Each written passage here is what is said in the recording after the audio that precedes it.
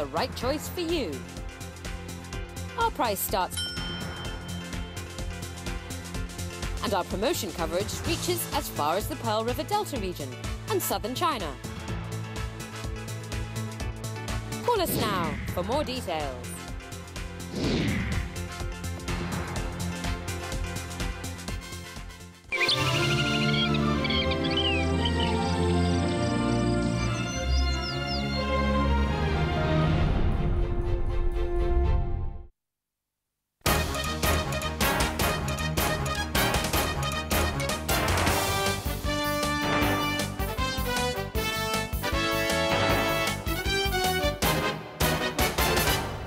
Good evening. You're watching the news at 7:30 on ATV. I'm Emily Siu. And I'm Raymond Yeung. Here's a look at tonight's top stories.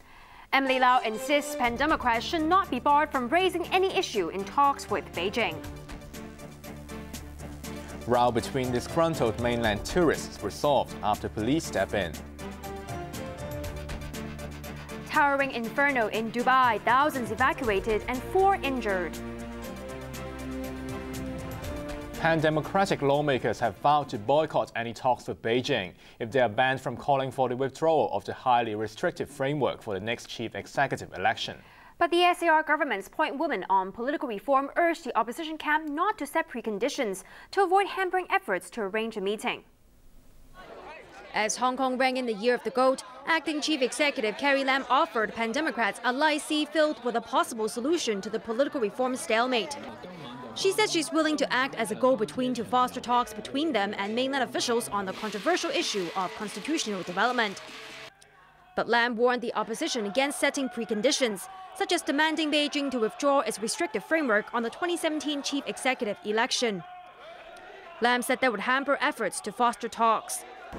Pan-democrats, on the other hand, have made it clear that they will boycott the talks if Beijing lays out any terms, like banning them from asking for a review or modification of the parameters for universal suffrage in 2017.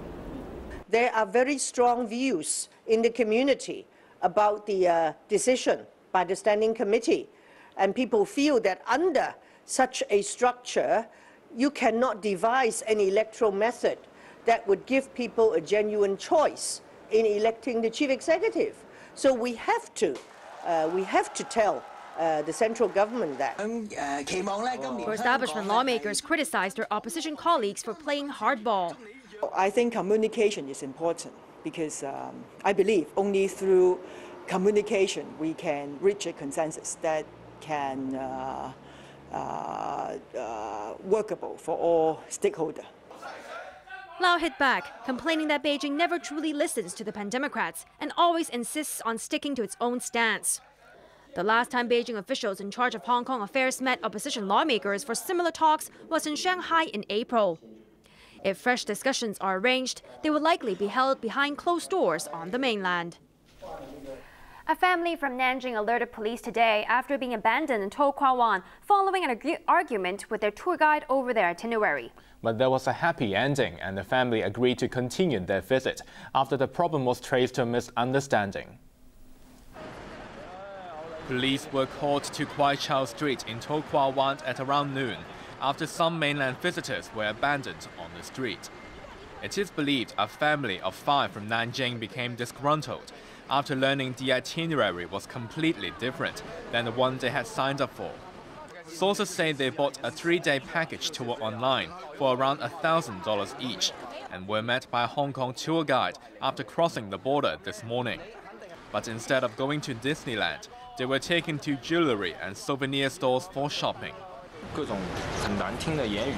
This man said they were verbally abused if they refused to spend money. Eventually, they got into a heated argument with the tour guide, who forced them off the coach. But it turned out to be a misunderstanding. Other tourists on the bus, who were from Guangdong, had agreed to the itinerary and had the contracts with them. But the Nanjing family had no documentary proof, as they bought the package online. The tour guide refused to issue a refund, as he works for a contractor and is not paid directly. After registering their personal details, police said there was no criminal element involved and urged both sides to reach a settlement. In the end, the family agreed to continue their journey, ending a 2-hour dispute.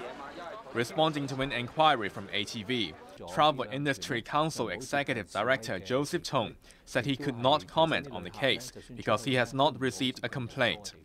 But he insisted the council can forward complaints to its mainland counterparts, urging visitors to lodge a protest if they are dissatisfied with the arrangements. Cheng revealed around 400 tour groups arrive in Hong Kong every day over the Lunar New Year holiday. Financial Secretary John Cheng says steps must be taken now to control government spending because he expects deficits in a decade's time. But speaking just days before the budget, Cheng refused to reveal the sweeteners he's expected to announce. ATV's Winnie Wong reports. Financial Secretary John Cheng was all smiles when he attended the Jockey Club's first race meeting in the year of the goat in Sha Tin.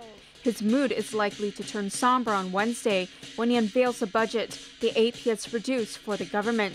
Taking to the airwaves earlier this morning, Cheng said he believes Hong Kong will continue to see a surplus for the following few years. But he predicts deficits will start appearing in about 10 years, so there's a need to prepare for that eventuality. All government departments have been ordered to review their spending and cut down expenses by 2% over the next 3 years.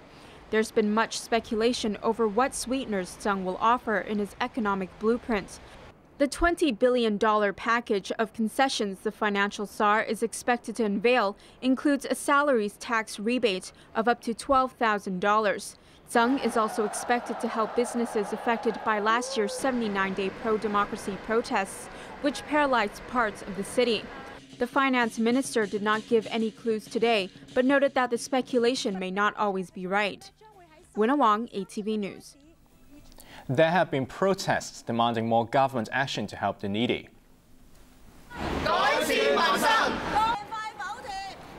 Members of the Democratic Party demonstrated at government headquarters in Tamar to call for extra sweeteners in the budget, including tax rebates and rent waivers for public housing tenants. The Confederation of Trade Unions marched to Government House to demand better rights for workers, including standard working hours and 17 public holidays for everyone. The Radical League of Social Democrats also protested at the same venue to call for the resignation of Chief Executive Cheng. Overseas, thousands of people have been evacuated as fire swept through one of the world's tallest residential buildings. 4 people suffered minor injuries at the Dubai building known as the Torch, and police are treating the fire as an accident. ATV's Arthur Urquiola reports. This is every firefighter's nightmare, a towering inferno. Amateur footage captured the fire, which tore through an 86-story high-rise known as the Torch in Dubai's Marina district. The fire broke out after 2 a.m. local time, triggering panic among the residents of the 336-meter-high structure, one of the tallest residential buildings in the world. Witnesses reported flames shooting out from 2 sides of the building as glass and metal rained down onto the streets below. Thousands were evacuated from the building, along with 2 other nearby towers in the district because of strong winds. Basically, it was about 2:30 and the alarm went off. A lot of times we've had it go off where it was a false alarm, so we didn't think much of it. And then they actually came around pounding on our door and telling us to get out, so that's when we knew to leave. Well, we were just going back home, then we see so many police cars on the road, so I think they blocked the road. Now we can't go back to our apartment, so I guess we have to sleep on the street or something. There had been fears of a major disaster, but only 4 people suffered minor injuries. Emergency services rushed to the scene, and streets around the building were blocked off.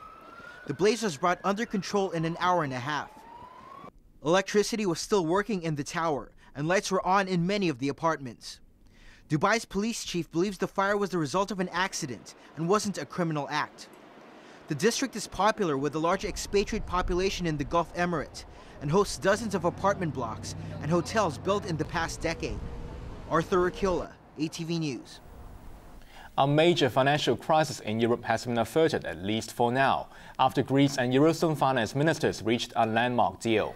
The 2 sides agreed to extend financial aid to Athens just days before a key deadline. Winnie Wong reports. There was relief for Eurozone finance ministers after hammering out an 11th-hour deal with Greece. Failure could have triggered a major crisis with cash-strapped Greece forced out of the single currency region, one of the world's biggest economic blocs. It all began when Greeks, frustrated with 5 years of economic gloom, voted in a leftist government, which vowed to end austerity measures imposed by Athens' creditors. But Germany and other wealthier members of the group insisted that Greece must repay its debt. This led to a tense showdown, although after several hours of talks in Brussels, a deal was reached. I think tonight was a first step in this process of rebuilding trust. As you know, trust comes or leaves quicker than it comes. The Eurozone finance ministers agreed to extend Greece's $270 billion bailout program by 4 months. In return, Greece must submit a list of reforms which has to be approved by its creditors. We committed not to be changing any piece of legislation or introducing unilateral measures that will jeopardize economic recovery, financial stability, and the fiscal position of the government. This is a commitment which is actually pretty good for us. The deal gives Athens some breathing room. Otherwise, it would run out of money by the end of the month. But it also means that Athens will not be able to insist on the removal of all austerity measures. Instead, Athens might try to appease Greeks by cracking down on tax dodgers, for instance, while diverting more cash to social spending. The breakthrough in Brussels boosted Wall Street, where U.S. market indices reached new highs while the euro gained against the greenback. Winna Wong, ATV News. Time now for sports with Anne Cheng. So, treat in store for boxing fans, Anne? Indeed, after 5 long years, it'll finally happen. A showdown between boxing greats Manny Pacquiao and Floyd Mayweather will take place in Las Vegas in May. The bout, which will decide who's the best pound-for-pound fighter, is also expected to be the richest in boxing history.